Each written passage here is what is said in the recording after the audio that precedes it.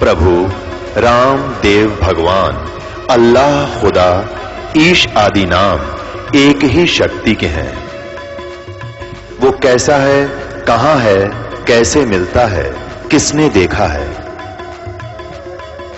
ये प्रश्नवाचक चिन्ह पूर्ण रूप से हटाने के लिए अवश्य सुनिए जगत गुरु तत्वदर्शी संत रामपाल जी महाराज के अमृत वचन, सर्व पवित्र धर्मों के पवित्र शास्त्रों के आधार पर।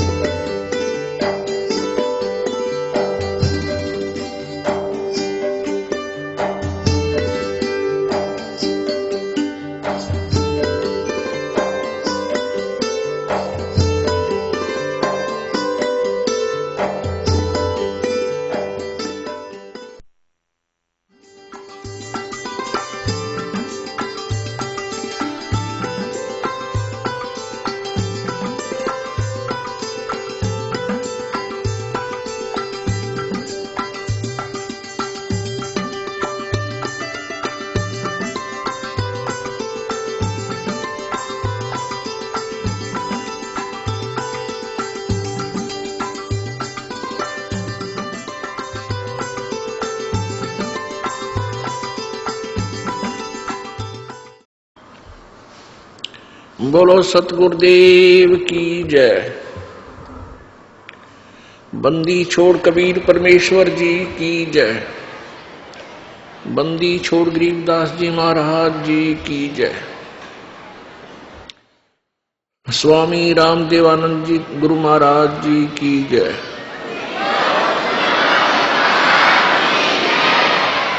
सर्व संतों की जय, सर्व भक्तों की जय, धर्मी पुरुषों की जय, श्री काशी धाम की जय,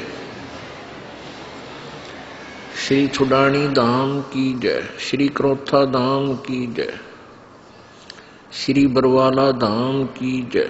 सत साहिब गरीब नमो नमो सतपुरुष को नमस्कार गुरु की नहीं, सुर नर मुनि जन साधुआ संतों सर्वसदी नहीं। सतगुरु साहेब संत सब डंडो तुम प्रणाम, आगे पीछे मध्य हुए तिनको जा कुर्बान। नराकार निर्विषम काल जाल भय बंधनम, निर्लेपम निज निर्गुणम अकल अनुबेशुंधुनम। सोहम सुरति समाप्तम सकल समाना निरतलय। उज्ज्वल हिरंबर हरदमम बेपरवा अथाह वार पार नहीं मज्जतम।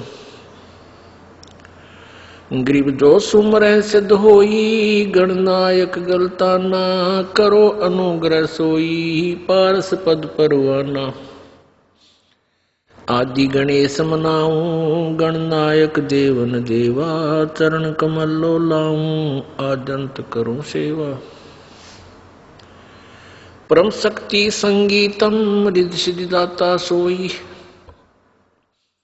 अवगत गुण अतीतम सत्य पुरुष निर्मोही। जगदम्बा जगदीशम मंगल रूप मुरारी।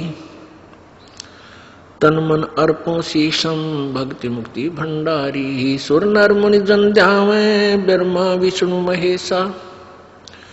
शेष सहस मुख गावे, पूज्य आदि गणेशा। इंद्र कुबेर सरीखा, वरुण धर्म राय ध्यावे। समर्थ जीवन जी का, मन इच्छा फल पावे। 33 कोटि अधारा, ध्यावे से 88।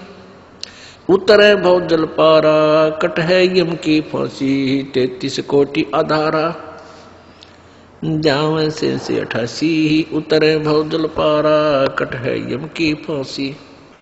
कर जोरूं विनती करूं, धरूं चरण पर शीश। गुरु जी राम देवानंद जी महाराज ने दियो नाम बख्शीश। कोटि कोटि सिजदा करूं, कोटि कोटि प्रणाम। चरण कमल में राखियो, मैं बांदी जाम गुलाम। कुत्ता तेरे दरबार का, मोतिया मेरा नाम। गले प्रेम की जेवड़ी, झांखें तो वहां जाऊं। तो करो तो बावड़ू, दूर दूर करो तो जाऊं। जो राखो तो ही रहूं, जो देवो सो खाऊं। जय इब के सतगुरु मिले, सब दुख आँखों रो। चरणों ऊपर शीस धरूं, कहूं जो कहनी हो। कबीर साईं मिलेंगे, पूछेंगे कुशलात। आदि अंत की सब कहूं, अपने दिल की बात। गुरु जी तुम ना भूलियो, चाहे लाख लोग मिल जाएं। हमसे तुमको बहुत है, तुमसे हमको नहीं। कबीर तुमरे विसारे क्या बने, मैं किसकी शरण में जाऊं। शिव ब्रंच मुनि नारदा, इनके हृदय न समाऊं। अवगुण किए तो बहुत किए, करत न मानी हार। बावे बंदा बख्श दियो, बावे गर्दन उतारे। अवगुण मेरे बाप जी, बख्शो गरीब नवाज। जो मैं पूत कपूत हूँ, बोर पिता को लाजी। मैं अपराधी जन्म का, नख सिख बड़े विकार। तुम दाता दुख भंजना, मेरी करो सवार। बंदे तू कर बंदगी, बंदे तू कर बंदगी। जय चावे दीदारे, अवसर मानुष जन्म का, भाई मिले न बारंबार। मानुष जन्म दुर्लभ है, ये मिले न बारंबार। जैसे तरवर से पत्ता टूटे गिरे, वो बोर न लगता डार। मानुष जन्म पाय के, जो नहीं रटे हरि नाम। जैसे कुआ जल बिना, बनवाया क्या काम। राम नाम रटते रहो, राम नाम रटते रहो। जब तक घट में प्राण, कब हो तो दीन दयाल के, भनक पड़ेगी कान।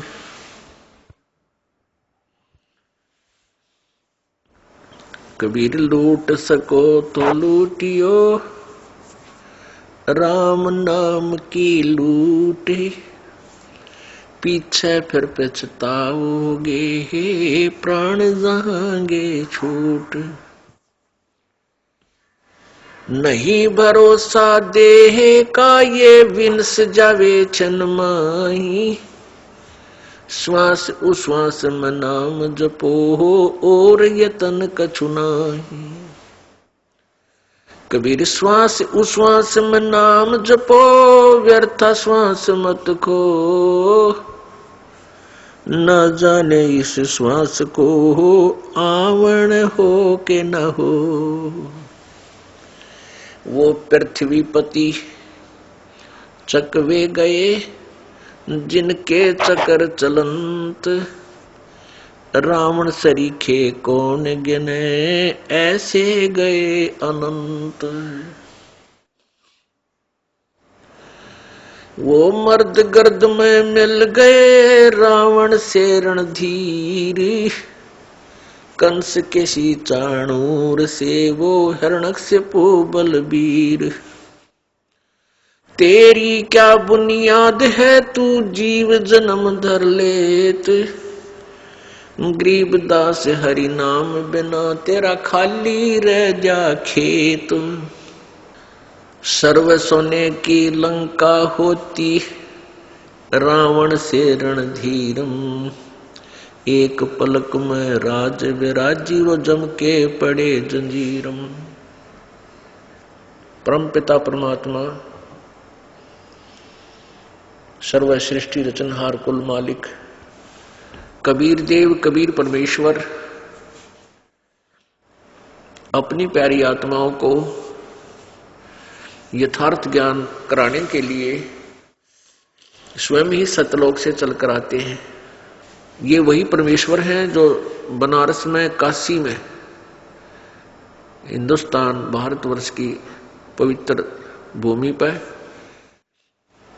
सन 1398 में अर्थात संवत 1455 को ज्येष्ठ सुदी पूर्णमासी के दिन एक लहर तारा तालाब में विकसित कमल के फूल पर शिशु रूप धारण करके विराजमान हुए थे। अपने सतलोक से चलकर आए थे। 120 वर्ष तक वो परमात्मा यहां रहे इस धरातल पर और यहीं से सर्व ब्रह्मांडों का कंट्रोल भी करते रहे। और यहां एक तत्वदर्शी संत की भूमिका भी उन्होंने की, यथार्थ ज्ञान प्रचार किया। उस समय पूरा मानव समाज काल प्रेरणा से शास्त्र विरुद्ध ज्ञान से परिपूर्ण होता है। तब परमात्मा आते हैं, अपने तत्व ज्ञान से उस अज्ञान रूप अंधकार को हटाते हैं। परमपिता परमात्मा हमें याद दिलाते हैं कि तुम्हें मानव शरीर आत्म कल्याण के लिए प्राप्त हुआ है। परमेश्वर बताते हैं कि मानुष जन्म पाकर जो नहीं रटे हरि नाम, भाई जैसे कुआं जल बिना फिर बनवाया किसका। अब जैसे जिस कुएं के अंदर जल नहीं है और वो कितना सुंदर बना रखा है, चाहे पक्का भी कर रखा है, उसको कंस्ट्रक्शन भी कर रखी है, बढ़िया प्लास्टर कर रखा है, यदि उसमें जल नहीं है उसका नाम कूप अवश्य है लेकिन गुण कूप के नहीं है। इसी प्रकार जो मनुष्य शरीर पाकर के परमात्मा की भक्ति नहीं कर रहे, उनका नाम मनुष्य अवश्य है लेकिन आकार मनुष्य जैसा है लेकिन कर्म मनुष्य के नहीं है। क्योंकि मनुष्य का प्रथम कर्तव्य है परमात्मा की भक्ति करना, आत्म कल्याण करवाना।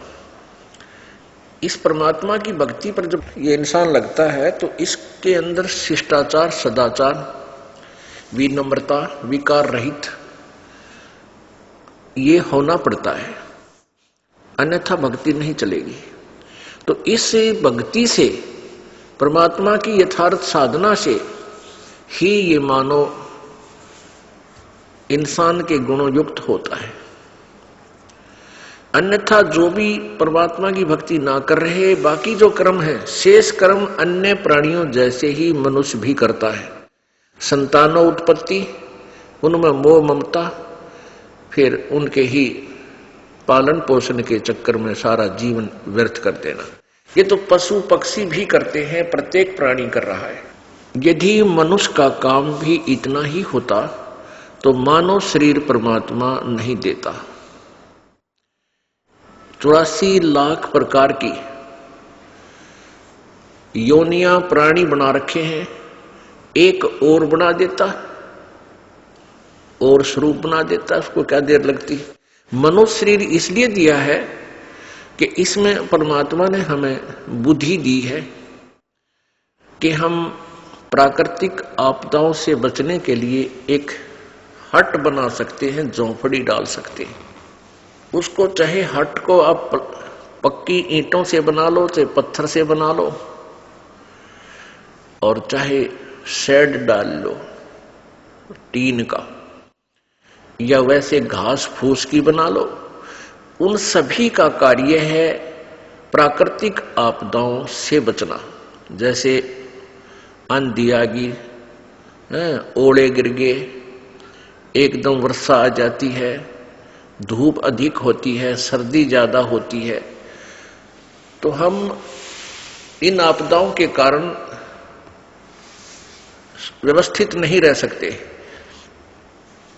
और यदि हमने झोंपड़ी बना डाल रखी है या मकान बना रखा है, तो उसमें हम इन आपदाओं से बच सकते हैं। हमारे कपड़े ना भीजें, आटा खराब ना होए, लकड़ी ना गिल्ली होए, जिससे हम खाना डेली बनाते हैं।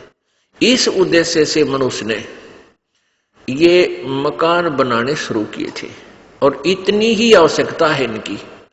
अब हम अज्ञानता के अंदर इतने जो है ना पहुंच गए हैं कि हमने मकान बनाने की ही दौड़ लगा दी।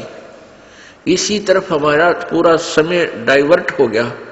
बढ़िया कोठी बनावे, 2-2, 3-3 मंजिल की बनावे, उसमें चिप्स लगावे हैं, उसी के अंदर पता नहीं के डेकोरेशन रख ले, और फिर इतनी अच्छी कोठी बनाएंगे 10-20 लाख रुपए की, तो वो 2 नंबर से धंधा करना पड़ेगा, पाप का भागी होगा, भगवान का दोषी, सरकार का दोषी, और भक्ति नहीं कर सकता वो प्राणी।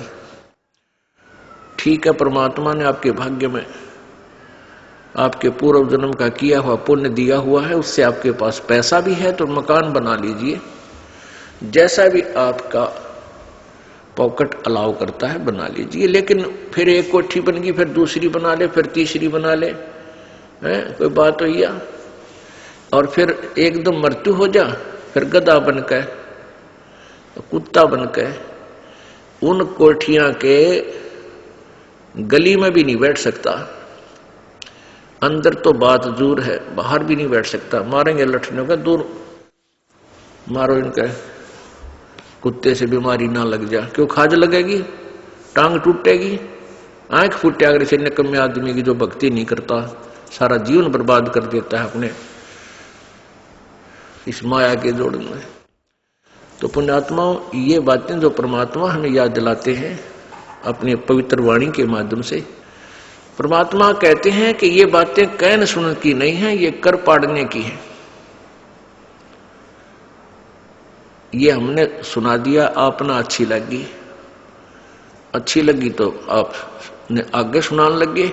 नहीं, आगे सुनाओ अवश्य, लेकिन स्वयं अमल करो पहले, उसके बाद दूसरे पे आपकी बात का असर होगा, नहीं तो कोई प्रभाव नहीं पड़ेगा, आप भी अपना जीवन व्यर्थ करोगे। तो क्या बताते हैं परमात्मा के मानुष जन्म पाके जो नहीं रटे हरि नाम, और जैसे कुआ जल बिना फिर बनवाया किस काम। मानुष जन्म दुर्लभ है, ये मिले न बारंबार। जैसे तरवर से पत्ता टूट जा, वो बहुत न लगता डार। अब जैसे आज आप एक परिवार रूपी आपका एक पेड़ है, आप उसके पत्ते हैं, और एक पत्ता गिर गया टूट के, वो पुनः स्थापित नहीं हो सकता उसी डार पर। इसी प्रकार आपका ये मनुष्य शरीर एक बार हाथ से छूट गया, आपको फिर प्राप्त नहीं होगा इस परिवार में, यही शरीर। अब कहने का भाव ये है कि हमारा यहां पर अस्थायी ठिकाना है, और इसका ये भी नहीं मालूम ये है कितने दिन का। ठीक है, हम अप्रोक्सीमेशन लाके, अंदाजा सा लाकर जी रहे हैं कि 100 वर्ष तो आदमी जी ही जाता है। अब 80, 70, 80 साल के बाद तो ये शरीर जी आपकी जान का झाड़ हो जाएगा। यो जियो चाहे मरो, एक जैसा स्थिति में आ जाता है। तो 50, 60, 70 साल तक इसका जीवन है, और उसका न्यू भी ना पता पहले कब टिकट कट जा, ना जाने कब और किस कारण से ये मृत्यु शरीर संसार त्याग कर चला जाए। तो उसके लिए परमात्मा कहते नहीं भरोसा देह का, ये विनस जावे छनमाही। और कहते हैं भाई श्वास उश्वास से, जो आपको मंत्र मिला है प्रभु का सतनाम, जो श्वास उश्वास से सिमरण होता है, कहते श्वास उश्वास से नाम जपो भाई और यतन कछुनाई। यह शरीर तो जाएगा, आज नहीं तो 10 वर्ष में, 10 ना 20 में, ना 30 में, ना 40 में, इसको तो जाना है। ये ना किसी का रहा ना रहेगा, लेकिन इसके जाने की तिथि भी निर्धारित नहीं है, अंदाजा है। तो फिर भी हम गफलत कर रहे हैं, यही सोचकर हम अभी नहीं मरेंगे, हमारी तो आयु अभी 40 वर्ष हुई है, हमारी तो 50 वर्ष हुई है, अभी तो बहुत समय है। यह सबसे बड़ी भूल इस प्राणी का काल ने ला रखी है। परमेश्वर कहते हैं कि मौत भूल गया बावड़े, तने चाड़ा कर दिया कौन, और तन माटी में मिल जाएगा भाई जो अट्टे में नोन। कहते हैं या दुनिया का जीवन झूठा भूल रहे मर जाने नु, इस दुनिया का ये जीवन झूठा है, व्यर्थ है, इसका नहीं पता कब समाप्त हो जाए। और भूल गए मर जाने नु, यानी मौत भूल गए। पुण्यात्माओं, काल का इतना जबरदस्त प्रभाव आपके ऊपर, आप बालक हो, आपको नहीं पता, क्योंकि संत डॉक्टर होते हैं और श्रोता एक मरीज होते हैं। अब डॉक्टर को पता है कि यदि ये ट्रीटमेंट नहीं करेंगे तो इनके ऊपर कितना भयंकर रोग है, इनकी क्या दुर्दशा होगी। इसलिए वो बार बार कहता है भी इलाज करवा, गफलत मत कर और परहेज रख। तो परमात्मा भी कहते हैं औखत खावे पत्थर है तब होवे कल्याण। औखत खावे यानी दवाई ले, परमात्मा के सच्चे नाम रूपी ये औषधि खावे, और फिर पत्थर है, पथ माने परहेज रख है, तब तेरा कल्याण होगा। परमेश्वर हमें बार बार याद दिलाते हैं कि भाई, फिर परमात्मा ये भी हमें साथ साथ एक और बताना चाहते हैं कि कबीरा ये तन जाएगा और सके तो ठाहर ला, या एक सेवा कर संत की और गोविंद के गुण गा। अब ये शरीर तो आपका जाएगा, मृत्यु होगी ही होगी। फिर इसके लिए बताते हैं कि इसमें एक ठाहर लग सकती है। ठाहर माने सपोर्ट। जैसे पहले पुराने समय में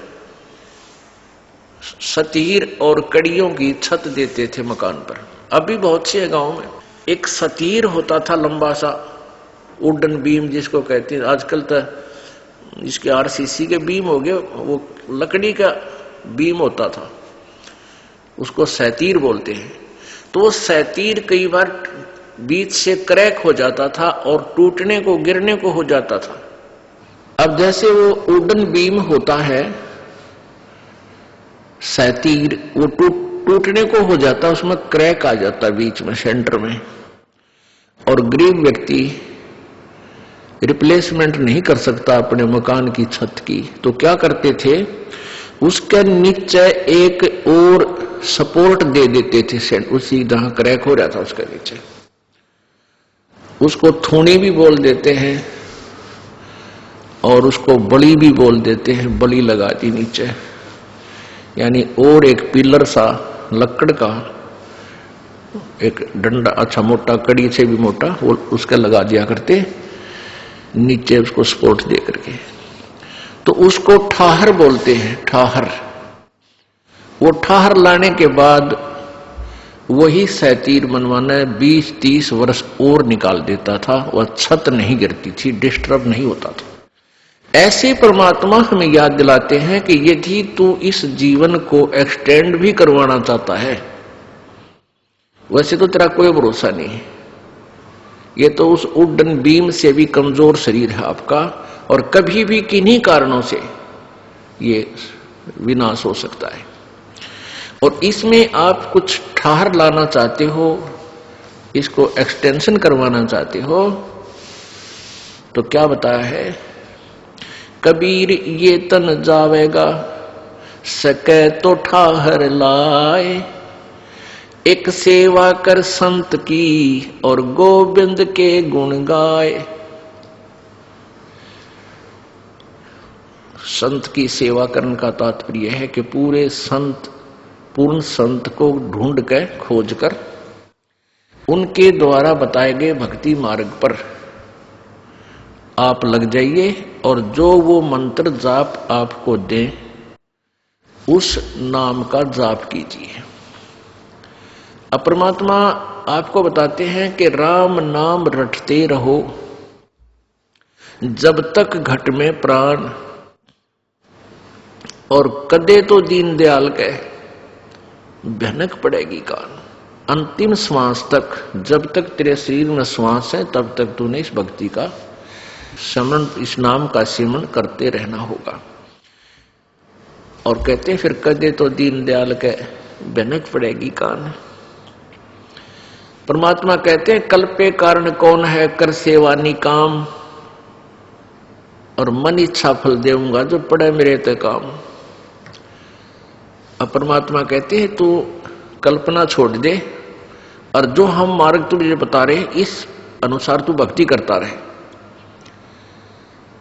और फिर तुझे जब मेरे से काम पड़ेगा, यानी परमात्मा सतर का जब आपका कार्य होगा, फिर देखना मैं तेरी कैसे रक्षा करता हूं। अब हम अनजानपने में हम घने बोले हैं और हम काल के द्वारा घने सताए गए हैं। हम क्या समझते हैं, किसी का बेटा अच्छा पहलवान सा हो गया, तेने सोच लिया बस तेरा बेटा कैसा कोई नहीं, यू इतना सुरक्षक हो गया, और बेटा एक्सीडेंट में मर गया, फिर कौन। तो हमारी ये कुतरुआ कैसी सोच है। हम भगवान उस सतर पर नहीं आते जहां भगवान हमें लाना चाहता है। कोई मुख्यमंत्री, मंत्री, प्रधानमंत्री ने की आड़ लेकर पता नहीं के बने बैठे हैं, कितने आदमी ने सता दिए हैं, और कल ने उस मुख्यमंत्री प्रधानमंत्री की टिकट कटगी कितना अचानक, कभी भी मर सकता है, ये तो मिट्टी का महल है सबका। फिर कित बाढ़ में जाएगा।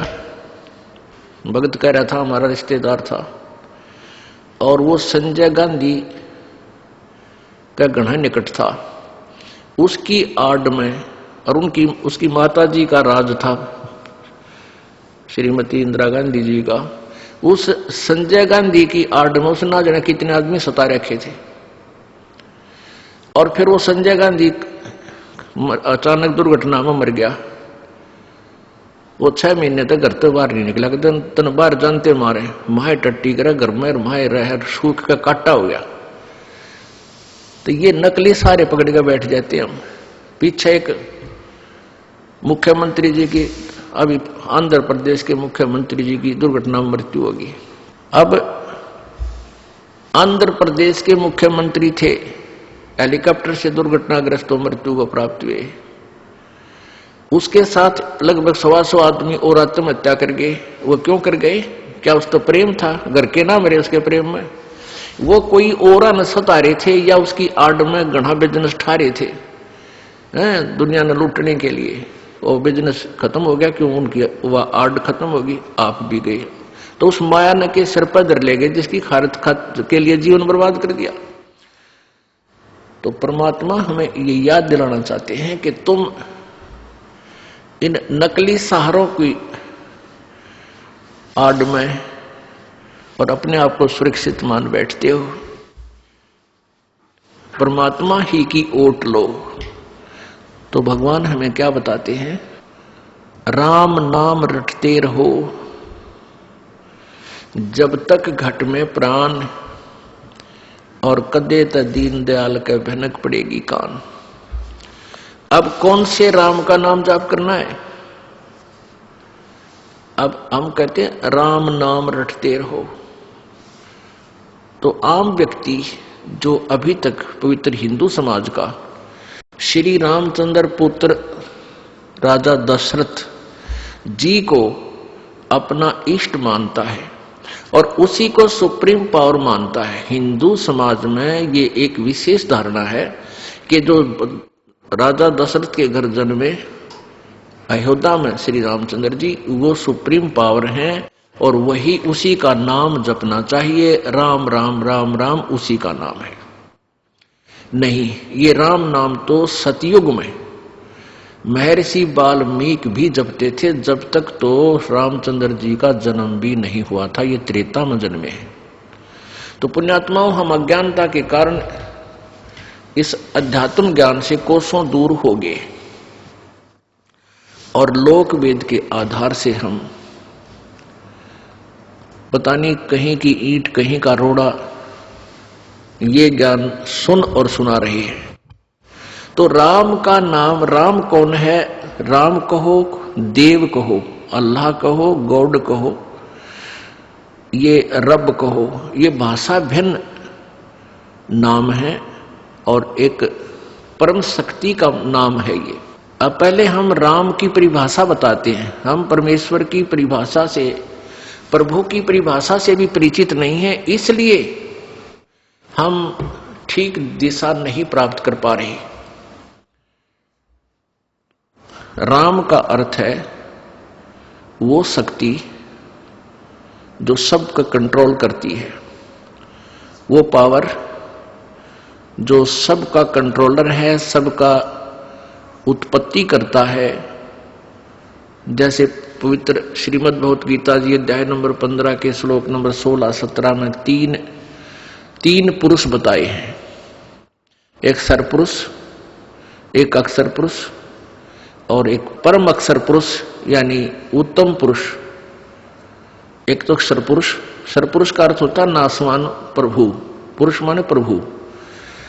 अब परमात्मा पुरुष जैसा है, मनुष्य जैसा ही प्रभु है, इसलिए पुरुष का अर्थ प्रभु भी है और मनुष्य को भी पुरुष बोल देते हैं। क्योंकि हम परमात्मा के ही नाम पर अपने नाम रखते हैं, जैसे रामचंद्र रख लिया, कृष्ण रख लिया।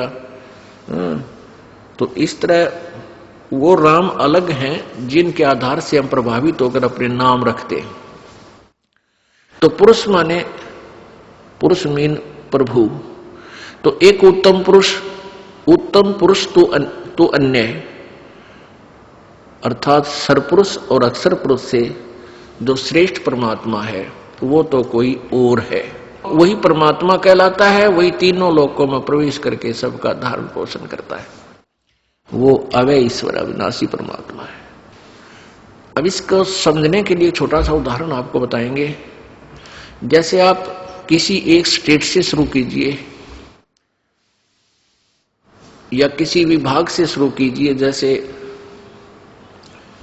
पुलिस विभाग है, उसमें सिपाही लगता है, फिर हवलदार साहब और फिर एएसआई साहब, फिर एसएचओ साहब और फिर वही डीएसपी साहब, फिर एसपी साहब, आईजी साहब और फिर डीजी साहब, फिर गृह मंत्री साहब, फिर मुख्यमंत्री साहब और फिर प्रधानमंत्री साहब और राष्ट्रपति साहब। ये सभी साहब कहलाते हैं। हवलदार से साहब कहलाना शुरू करते हैं और राष्ट्रपति तक सभी साहब ही अपनी उनकी उपमा की जाती है, साहब से संबोधन किए जाते हैं। लेकिन इन साहबों में, इनकी शक्ति में, इनकी पावर में, कार्य क्षेत्र में दिन रात का अंतर होता चला जाता है। अब प्रधानमंत्री जी भी साहब हैं, राष्ट्रपति जी भी साहब हैं और एक हवलदार जी भी साहब हैं और एक मुख्यमंत्री जी भी साहब हैं और मंत्री जी भी साहब हैं। तो इनमें कितना अंतर है प्रत्येक की शक्ति में, पावर में। ऐसे ही देव शब्द, प्रभु कहो, देव कहो, राम कहो, मालिक कहो, स्वामी कहो, पति कहो, ये शब्द है। अब परमेश्वर क्यों कहना पड़ा? जैसे ईश कहो, ईश्वर कहो, चाहे परमेश्वर कहो, लेकिन ईश ही शब्द सफिशिएंट था। ईश कहो चाहे राम कहो, देव कहो, ये बहुत ही एक ही नाम काफी है, बहुत है, सफिशिएंट है, पर्याप्त है प्रभु की परिभाषा के लिए। लेकिन ये साहब गणे हो गए। अब जैसे ब्रह्मा विष्णु महेश ये भी साहब हैं। ये एक ब्रह्मांड में एक एक विभाग के साहब हैं, मालिक हैं, प्रभु हैं, स्वामी हैं। रजोगुण विभाग के ब्रह्मा जी, सतोगुण विभाग के विष्णु जी, तमोगुण विभाग के शिव जी। ये एक ब्रह्मांड में और केवल 3 लोकों में, पृथ्वी लोक, एक पाताल लोक, ऊपर स्वर्ग लोक, इन 3 लोकों के प्राणियों के ऊपर ये स्वामी है, एक विभागीय मंत्री है। इनके पिताजी अर्थात ब्रह्म ज्योति निरंजन कहो, इसे सरपुरुष कहो, जो गीता जी अध्याय नंबर 15 के श्लोक नंबर 16 में 2 प्रभु बताए हैं, 2 पुरुष बताए हैं, एक सरपुरुष एक अक्षर पुरुष। तो इनके पिता जो सरपुरुष यानी ब्रह्म है, वो 21 ब्रह्मांड का मालिक है, स्वामी है, राम है, देव है। और उस प्रत्येक ब्रह्मांड में ये as a chief minister role करता है। समझने के लिए इतना समझो। और इसके 3 पुत्र यहाँ के एक कैबिनेट सत्र के मिनिस्टर होते हैं, ये समझो। और बाकी 33 करोड़ देवता वो अलग अलग उनके और विभाग दे रखे हैं। अब जैसे एक विधानसभा में, जैसे हरियाणा की विधानसभा में 90 MLA की सीट है, ये फिक्स्ड है, ऐसे ही 33 करोड़ देवताओं की फीस, ये सीट फिक्स है। इतने ये देवता बनते ही बनते हैं और ये मरते रहते हैं, दूसरे उस योग्य होते हैं, उनको उस पद पर विराजमान कर दिया जाता है। ये भी नासवान है। ब्रह्मा विष्णु महेश एक विभाग में केवल एक विभागीय मंत्री हैं और इनके पिता जो ब्रह्म है वो 21 ब्रह्मांड में राम है, 21 ब्रह्मांड के स्वामी हैं। और जो गीता जी अध्याय नंबर 15 के श्लोक 16 में जो 2 पुरुषों में से जो अक्षर पुरुष है, ये परब्रह्म समझो। अक्षर पुरुष को परब्रह्म भी बोलते हैं। एक ब्रह्म, एक नेक्स्ट ब्रह्म, इससे दूसरा ब्रह्म। तो उसके 7 शंख ब्रह्मांड हैं, 7 शंख। जैसे गणित के हिसाब से करते हैं, लाख, 10 लाख, करोड़, अरब, खरब, ऐसे। फिर नील, पद्म, शंख, 7 शंख ब्रह्मांड का वो स्वामी है। इसकी आयु बहुत ज्यादा है, इसलिए इसको अविनाशी यानी चिरस्थायी कह सकते हैं।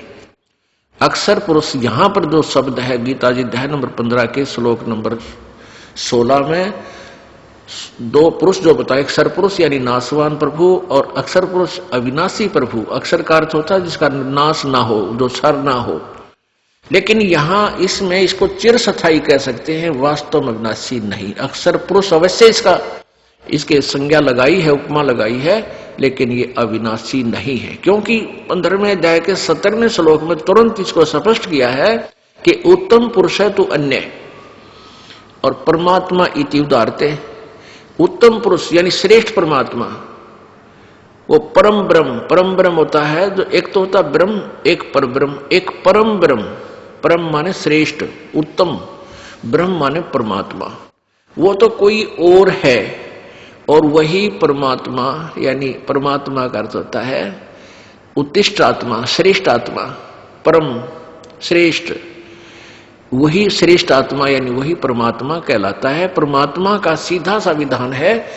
परमात्मा की परिभाषा यह है कि परमात्मा उसे कहते हैं जो दुख ना दे, केवल सुख दे। इसलिए उसको परमात्मा कहते हैं, श्रेष्ठ आत्मा कहते हैं। और जो यहां कैसा बुरा हाल कर रखा है हमारा, किसी की बेटा मर जाए, किसी की बेटी मर, किसी की आंख फूटे, किसी की कोड लाग रहा है, किसी कैंसर में चिल्ला रहा है। जिसके राज्य में ऐसा दुखी प्राणी, वो परमात्मा नहीं हो सकता, वो स्वामी अवश्य है। जैसे कसाई बकरे पालता है, वो बकरियां का स्वामी है, लेकिन अच्छी आत्मा नहीं है, वो श्रेष्ठ आत्मा नहीं है, वो परमात्मा नहीं है। तो यहां स्पष्ट किया है गीता जी अध्याय नंबर 15 के श्लोक नंबर 17 में कि उत्तम पुरुष है तो अन्य है, श्रेष्ठ प्रभु तो कोई और है। परमात्मा इति उदारते, जो अच्छी आत्मा यानी वो दयालु भगवान, वो श्रेष्ठ आत्मा वाला परमात्मा, नेक आत्मा जिसको कहते हैं, वो अलग है। और ये लोग तरम आविष्य विभर्ती, वो अवय ईश्वर है जो तीनों लोकों में प्रवेश करके सबका धारण पोषण करता, वो है अविनाशी प्रभु। तो अब हमने ईश तो हम समझेंगे ब्रह्म को, और ईश्वर यानी इससे श्रेष्ठ, इसका इससे ऊपर वो कौन है? ऊपर ब्रह्म। और परमेश्वर शब्द क्यों बोला गया? क्योंकि ये ईश से भी और इस ईश्वर से भी वो श्रेष्ठ परमात्मा है, परमेश्वर। वो परम है, श्रेष्ठ है, वो परमेश्वर है। तो ऐसे हमने प्रभु की परिभाषा को समझना है। अब कौन सा राम है? अब ओवरऑल कंट्रोलर जो पूर्ण ब्रह्म है, परम अक्षर ब्रह्म है, उत्तम पुरुष जो और ही है, वो असंख्य ब्रह्मांड का मालिक है, राम है, स्वामी है, देव है, प्रभु है। अब हमने शिव भगवान को, जो यहाँ का त्रिलोकीय विभागीय, एक विभागीय मंत्री है एक ब्रह्मांड में, उसको महादेव की संज्ञा से, महादेव की उपमा से सुशोभित करते हैं। महादेव, महादेव का अर्थ होता है बड़ा भगवान। अब यदि महादेव हम कहें वेदों अनुसार, तो महादेव वो पूर्ण परमात्मा है, परम अक्षर ब्रह्म है, हम उसको ही महादेव कहेंगे। अब यहां फिर और सतिथि आ जाती है, जैसे यहां भी देव हैं, 33 करोड़ देवताओं में जो महान है, बड़ा है, इसलिए इनको महादेव कह दिया जाता है। तो इस पूरी परिभाषा को समझने के लिए ही ये सत्संग किया जाता है, सीडी बनाई जाती हैं। यहां नहीं समझ में आओ तो इन सीडी को ले जाओ, डीवीडी अपना चला कर देखो, बार बार इस ज्ञान को ग्रहण करो, इससे ज्ञान यज्ञ का फल आपको मिलेगा। और जब तक हम ज्ञान से पूर्ण रूप से परिपूर्ण नहीं होंगे, तब तक हम भक्ति बस स्थिर नहीं हो सकते। ठीक है, जब तक आपको सुख होते रहेंगे तो आप गुण गाते रहोगे, और जिस दिन एकादश मालिक नहीं चाहेगा आपको, और आप चाहते हो कि मेरा ऐसा हो, आपको परमात्मा ने वो नहीं दिया, वो लाभ नहीं दिया, तो आप कभी भी विमुख हो सकते हो, तो वो भक्त नहीं। गीता जी अध्याय नंबर 2 के श्लोक नंबर 53 में कहा कि अर्जुन, जब तेरी बुद्धि भिन्न भिन्न प्रकार के भ्रमित करने वाले वचनों से, विचारों से, सत्संग से, ज्ञान से हटकर एक परमात्मा के एक उस तत्व ज्ञान पर स्थिर हो जाएगी, एक परमात्मा पर टिक जाएगा, तब तू योग को प्राप्त होगा। यानी तब तू भक्त बनेगा तो योगी होगा, अन्यथा तुझे कोई विचलित कर देगा बीच में, तू भक्ति नहीं कर सकेगा। तो ये दास चाहता है कि आपको ऐसा ज्ञान सुनाऊं कि आप बीच में अपनी भक्ति में विचलित ना हो। नहीं तो परमात्मा क्या बताते हैं, 100 वर्ष सतगुरु की पूजा, एक दिन आन उपासी, वो अपराधी आत्मा फिर पड़े काल की फांसी। 100 वर्ष तो हमने बताया इस मार्ग को करते रहिए, और एक दिन आन उपासना कर लीजिए अन्य देवताओं की, या कोई और पूजा कर लीजिए। कहते हैं वो अपराधी आत्मा फिर पड़े काल की फांसी। अब इन बातों को बहुत गहराई से आपने सोचना पड़ेगा कि प्रभु ने ऐसा क्यों कहा। अब जैसे आपने 2 वर्ष, 4 वर्ष, 5 वर्ष, 10 वर्ष इस दास से उपदेश लेकर के मर्यादा में रहते हुए साधना की, आपके पुण्य गुड अकाउंट में लिखे गए, फिर आप विचलित हो गए, इस भक्ति मार्ग से विचलित कर दिया किसी नालायक व्यक्ति ने, और आप में ज्ञान था नहीं, तो आप काल की फांसी गल गई। आप कहे आप अन्य पूजा करने लगी या पूजा करनी ही बंद कर दी, तो आप काल की डोर में बंध गए। क्योंकि जो साधना आप कर रहे हो, ये 2-4 वर्ष करने के बाद आप ब्रह्मा विष्णु महेश की उपाधि प्राप्त करने योग्य पुण्यकर्मी प्राणी बन जाते हो। और उससे पहले आपको ना जाने कितने सुख स्वर्ग में, महास्वर्ग में, क्योंकि जैसे आपको ये 5-7 मंत्र दिए जाते हैं, इनसे बीच के जो मंत्र हैं 5, ये प्रत्येक इष्ट जो देव हैं, जैसे ब्रह्मा जी, विष्णु जी, शिव जी, दुर्गा, गणेश, इनके मंत्र हैं। इनके मंत्र के नाम की मजदूरी से आप जो परमात्मा से विमुख हुआ प्राणी, इनके पास पहुंच जाएगा। तरतीब वाइज पहले मान लीजिए आप गणेश जी के लोक में चले गए, उस प्रथम मंत्र के जो आपको गणेश जी का मंत्र दिया जाता है, उसकी कमाई से, तो वहां आप गण बन जाओगे। वहां पर यो गणेश उनका मालिक है, गणों का। गण माने वहां पर देव, गण कहो उन्हें देव कहो। वहां के जो साहब हैं, वहां की अच्छी आत्माएं हैं, उच्च पोस्ट प्राप्त हो जाती है। तो वहां रिद्धि सिद्धियां होती हैं आप में, आकाश में उड़ जाना, इस तरह की बहुत सी सिद्धियां आप हो जाती हैं। जब चाहे यहाँ आ जाना है, किसी में प्रवेश करके सूक्ष्म शरीर हो जाता है प्राणी का, किसी अपने मित्र में या अपने कोई खास रिश्तेदार में या बड़े बेटे में आया, प्रवेश करके आशीर्वाद दे गया, ऐसे अपनी कमाई बर्बाद कर जावे, फिर पितर रूप में दिख जावे। इस तरह की ये कलाबाजियां ये प्राणी करके अपना जीवन बर्बाद कर देता है, वो कमाई नष्ट कर देता है। उसके बाद ये जाएगा ब्रह्मा जी के लोक में, वहां भी ऐसे ही स्वर्ग है, अलग से एक व्यवस्था है, न्यारा लोक है, तो वहां बहुत अच्छी पोस्ट प्राप्त होगी। उसके बाद फिर जाएगा ये शिव जी के लोक में, फिर विष्णु के लोक में, फिर दुर्गा के लोक में। जब वहां इसका जोड़ा सा जड़ लेगा, वह सारी कमाई नष्ट हो जाएगी। फिर इसके पास रह जाता है वो 2 मंत्र के जाप की कमाई, और साथ में ये यज्ञ करते हो। उनको क्या करता है ये काल, फिर जिसने स्वर्ग लोक, महास्वर्ग में एक नकली सतलोक, अलखलोक, अगमलोक, अनामी लोक बना रखे हैं, तो उनमें ये बहुत समय तक रहता है। ओम नाम के जाप की कमाई को वहां बर्बाद करता है। और फिर जो दूसरा मंत्र है, उसमें जो 2 मंत्र होते हैं सतनाम में, उसकी कमाई को फिर ये ब्रह्मलोक के सबसे ऊपर के लोकों में लोक में रखता है, जहां ये स्वयं रहता है। वहां अलग से व्यवस्था बना रखी है। तो वो प्राणी जो सतनाम के दूसरे मंत्र का जो उपासक है, वो यहाँ के ब्रह्मा विष्णु महेश से भी तगड़ी शक्ति का हो जाता है। ये केवल 4 भुजा बना सकते हैं, वो 5 भुजा भी दिखा सकता है, 10 भुजा भी दिखा सकता है। ऐसी बकवादा में इसने लाए रखेगा, और फिर वो पूंजी समाप्त करके फिर इसको पशु जोनि में ठोक देता है। दूसरा ये करता है कि जैसे दूसरे नाम की कमाई है, उसके आधार से फिर इनको ब्रह्मा विष्णु और शिव की पदवी भी दे देता है। और फिर ये कुछ अपना जीवन बर्बाद करके फिर 84 लाख योनियों में चले जाते हैं। तो यहां परमात्मा कहते हैं कि बनी बनाई बात आपने क्यों कर बिगाड़ ली। और फिर एक जीव का जीव हो जाता है, एक छोटा सा, यानी कोई गधा बन जाएगा, कोई कुत्ता बनेगा या सुअर बनेगा, फिर आ गया वहीं पर जहां से स्टार्ट हुआ था। तो इसलिए इस ज्ञान की आवश्यकता अत्यधिक आपको। दास इसीलिए ये प्रयत्न कर रहा है।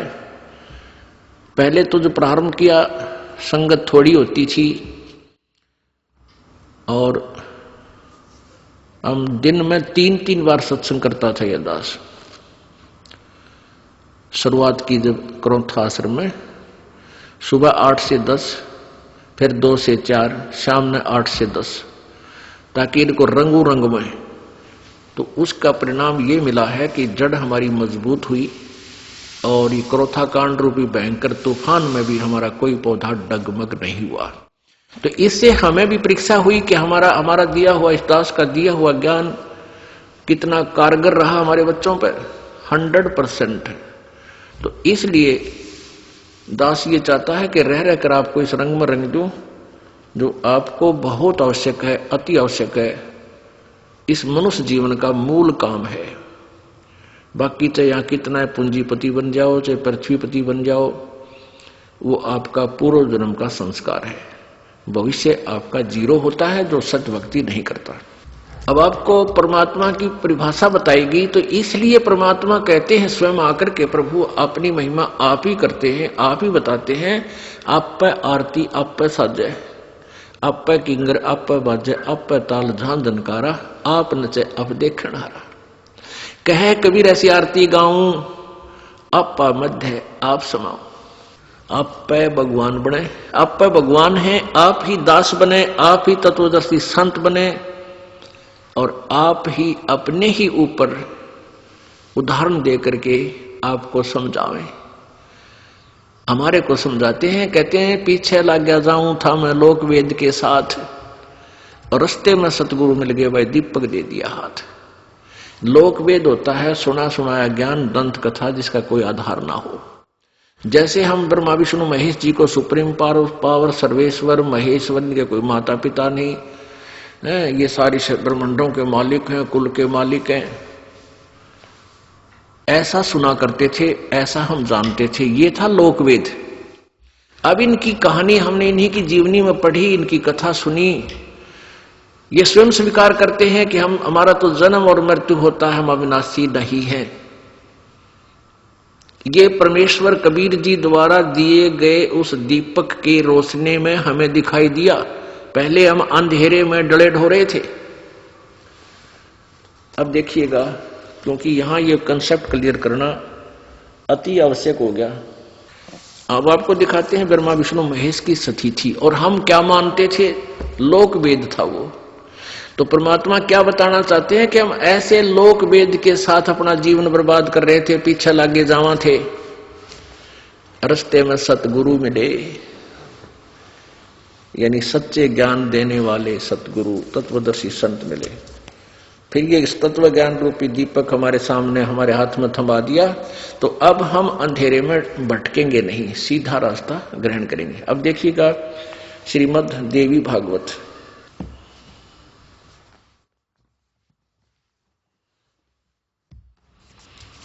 ये कहां से प्रकाशित है?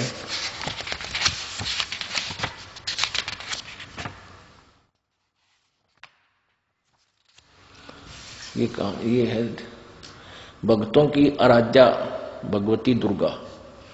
ये दुर्गा को कहते हैं देवी, ये दुर्गा पुराण है ये समझो।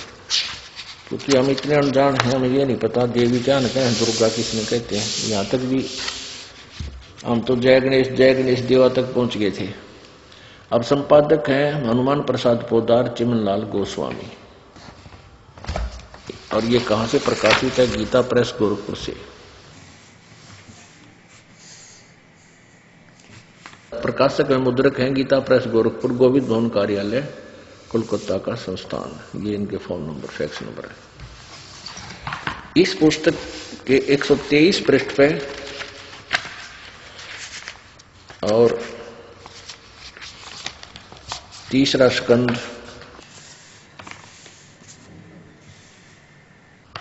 पृष्ठ नंबर 123,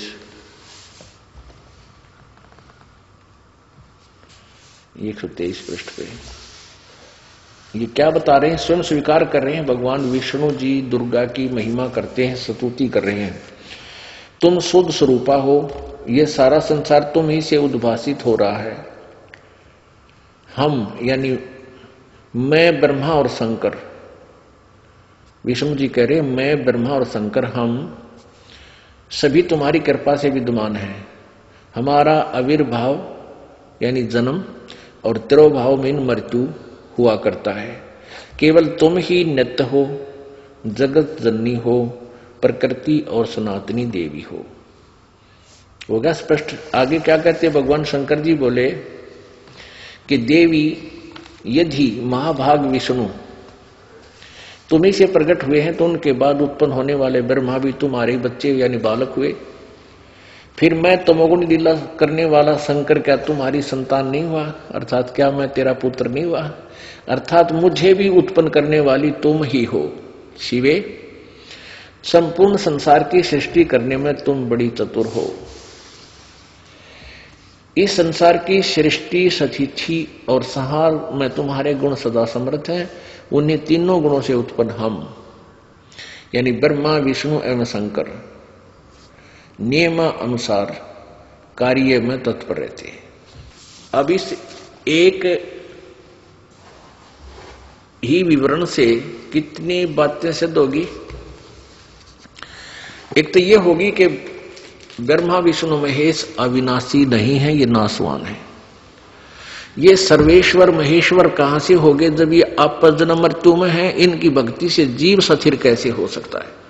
दूसरा ये हुआ कि रजगुण ब्रह्मा है, सतगुण विष्णु, तमगुण शिव जी। और तीसरा ये हुआ कि ब्रह्मा विष्णु महेश की माता दुर्गा है, देवी है। और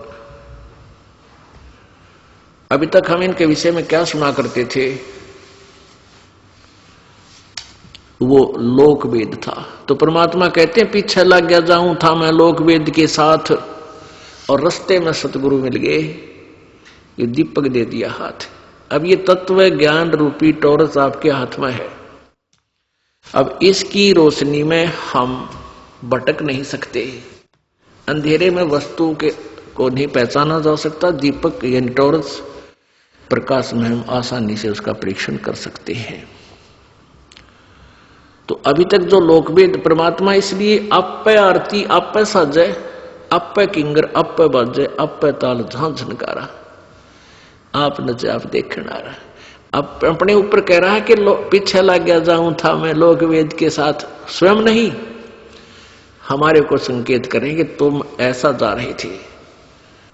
और जैसे मुझे भगवान सतमार्ग मिल गया, क्योंकि वो स्वयं रोल कर रहे थे एक शिष्य का, स्वयं सुयोग्य शिष्य का स्वयं वो रोल कर रहे थे, एक तत्वदर्शी संत का, और परमात्मा वे थे ही थे और हैं और रहेंगे।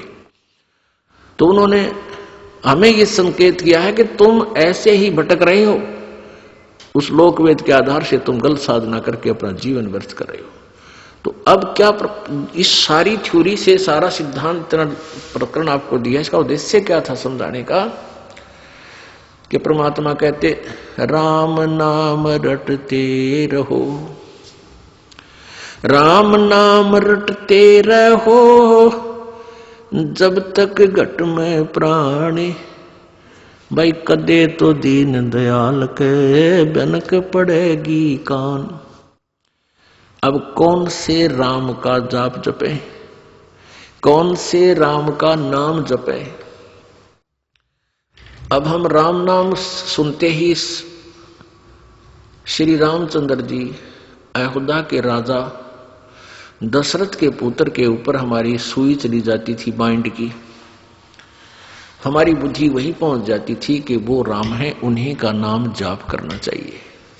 अब इस तत्व ज्ञान की रोशनी से हमें पता चला कि राम कौन है। अब हमने उस राम की भक्ति करनी है। कौन से राम की? श्रीमद् भगवत गीता जी अध्याय नंबर 18 के श्लोक नंबर 62 में कहा है, गीता ज्ञान दाता ब्रह्म ने श्री कृष्ण जी में प्रवेश करके उस सर पुरुष ने बोला है कि अर्जुन तो सर्वभाव से, यानी और किसी देव में, किसी भगवान में आस्था मत रख,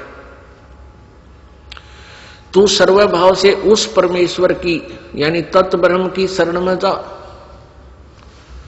तत् माने उस, ब्रह्म माने परमात्मा, परमेश्वर। अब जैसे आपको बताना कि यदि ईश शब्द सुफिशिएंट है परमात्मा के लिए, ईश, लेकिन ईश्वर, इस परमेश्वर इसलिए कहना पड़ा कि ये और भी मालिक बने बैठे हैं, तो उन पर हम ज्यादा आसक्त होने के कारण हम उस,